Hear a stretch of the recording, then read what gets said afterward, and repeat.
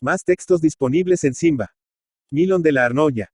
Una tarde, en tiempo de vendimias, se presentó en el cercado de nuestra casa una moza alta, flaca, renegrida, con el pelo fosco y los ojos ardientes, cavados en el cerco de las ojeras. Venía clamorosa y anhelando.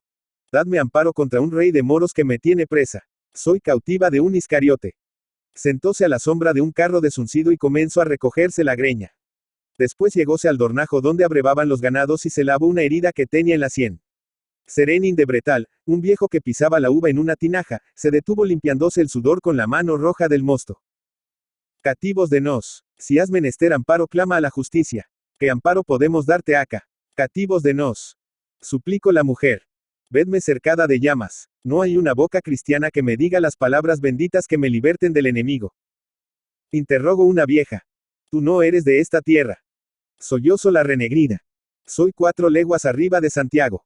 Vine a esta tierra por me poner a servir, y cuando estaba buscando a Mocay con el alma en el cautiverio de Satanás. Fue un embrujo que me hicieron en una manzana reineta. Vivo en pecado con un mozo que me arrastra por las trenzas. Cautiva me tiene, que yo nunca le quise, y solo deseo verle muerto. Cautiva me tiene con sabiduría de Satanás. Las mujeres y los viejos se santiguaron con un murmullo piadoso, pero los mozos relincharon como chivos barbudos, saltando en las tinajas, sobre los carros de la vendimia, rojos, desnudos y fuertes. Gritó Pedro el Arnelo, del lugar de Condes. Jujuruju, no te dejes apalpar y hacer las cosquillas, y verás cómo se te vuela el enemigo. Resonaron las risas alegres y bárbaras. Las mozas, un poco encendidas, bajaban la frente y mordían el nudo de sus pañuelos. Los mozos, en lo alto de los carros, renovaban los brincos y los aturujos, pisando la uva.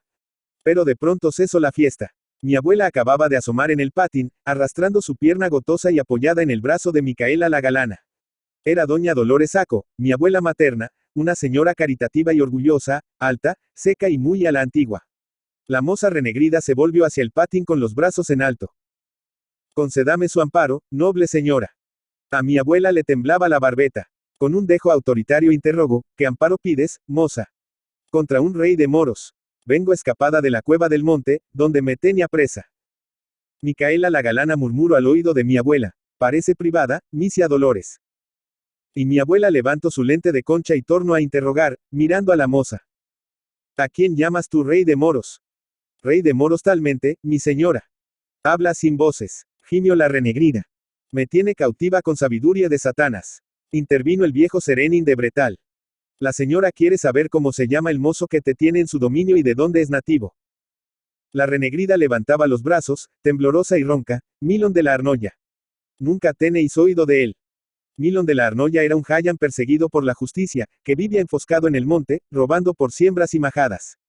En casa de mi abuela, cuando los criados se juntaban al anochecido para desgranar mazorcas, siempre salía el cuento de Milon de la Arnoya. Unas veces había sido visto en alguna feria, otras por caminos, otras, como el raposo, rondando alrededor de la aldea. Y Serenín de Bretal, que tenía un rebaño de ovejas, solía contar cómo robaba los corderos en las gandaras de Barbanza. El nombre de aquel bigardo perseguido por la justicia había puesto una sombra en todos los rostros. Solamente mi abuela tuvo una sonrisa desdeñosa. Ese malvado, si viene por ti, no habrá de llevarte. Quedas recibida en mi casa, moza. Se levantó un murmullo en loa de mi abuela. La renegrida dio las gracias humildemente y fue a sentarse al arrimo del patín, con la cabeza cubierta. A lo lejos resonaban las voces de la vendimia. Una larga hilera de carros venía por la calzada. Mozas descalzas y encendidas caminaban delante, animando la yunta de los bueyes dorados. Otras venían en las tinajas, las bocas llenas de cantos y de risas, teñidas del zumo de las uvas. Los carros entraron lentamente en el cercado. Detrás del último apareció un mendigo en harapos. Era velludo y fuerte. La renegrida, que tenía la cabeza cubierta, se levantó como si le hubiese adivinado. Temblaba lívida y sombria. Perverso, ciencia de brujos te encamino a esta puerta. No rías, boca de Satanás. El hombre no se movió del umbral. Furtivo, tendió la vista en torno, y volviéndola a la tierra suspiro. Una sed de agua para un pobre que va de camino. La renegrida gritó. Ese que vos habla es Milon de la Arnoya. Ahí le tenéis. De sed perezca, como un can rabioso, Milon de la Arnoya. Se habían acallado todas las voces. Las mujeres miraban al mendigo llenas de curioso sobresalto y los hombres con recelo.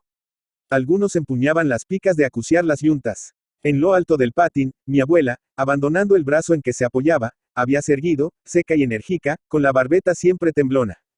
Se oyó su voz autoritaria. Socorred a ese hombre, y que se vaya. Milón de la Arnoya apenas levantó la frente obstinada. Misia Dolores, esa mujer es mi perdición. Ningún mal puede contar de mí. Habla la verdad de toda cosa, Gaitana. La renegrida se retorció los brazos.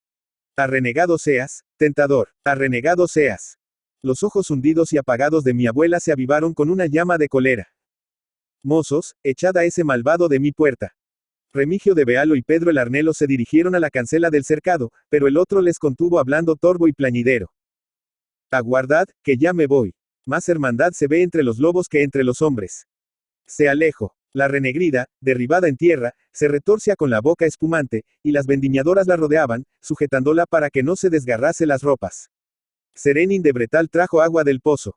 Micaela la galana bajó con un rosario, y en aquel momento oyeronse grandes voces que daba en la calzada Milón de la Arnoya. Eran unas voces como alaridos de Alimaña Montes, y la renegrida al oírla se levantó en medio del corro de las mujeres, antes de que la hubiesen tocado con el rosario bendito. Espumante, ululante, mostrando entre jirones la carne convulsa, rompió por entre los carros de la vendimia y desapareció. Acudieron todos a la cancela y la vieron juntarse con Milón de la Arnoya. Después contaron que el forajido, prendiéndola de las trenzas, se la llevó arrastrando a su cueva del monte, y algunos dijeron que se habían sentido en el aire las alas de Satanás. Yo solamente vi, cuando anocheció y salió la luna, un búho sobre un ciprés. Ramón María del Valle, Inclán.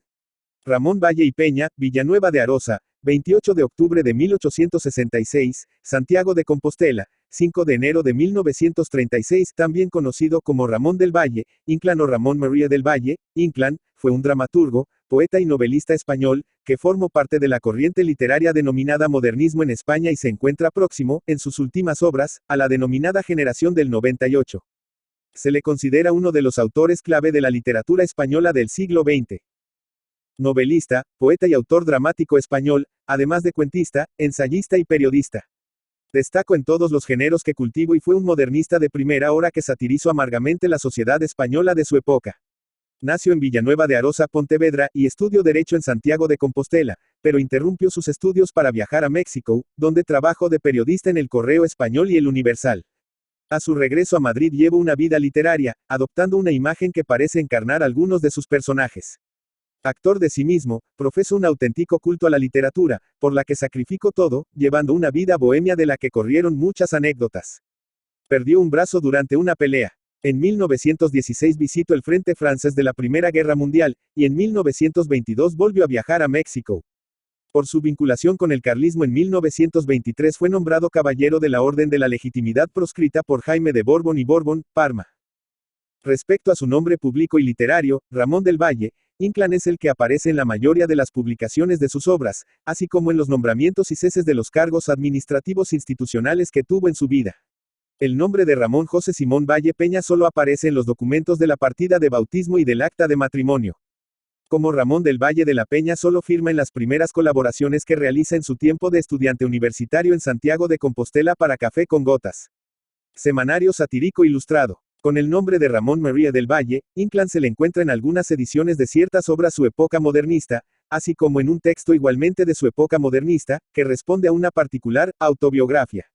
No solo él mismo toma a veces este nombre durante esta época literaria, sino que también Rubén Darío igualmente así le declama en la balada laudatoria que envía al autor el alto poeta Rubén, 1912. Por otra parte, tanto en la firma hológrafa que aparece en todos sus textos manuscritos, como en el membrete del papel timbrado que utiliza, solo indica Valle, Inclán, a secas.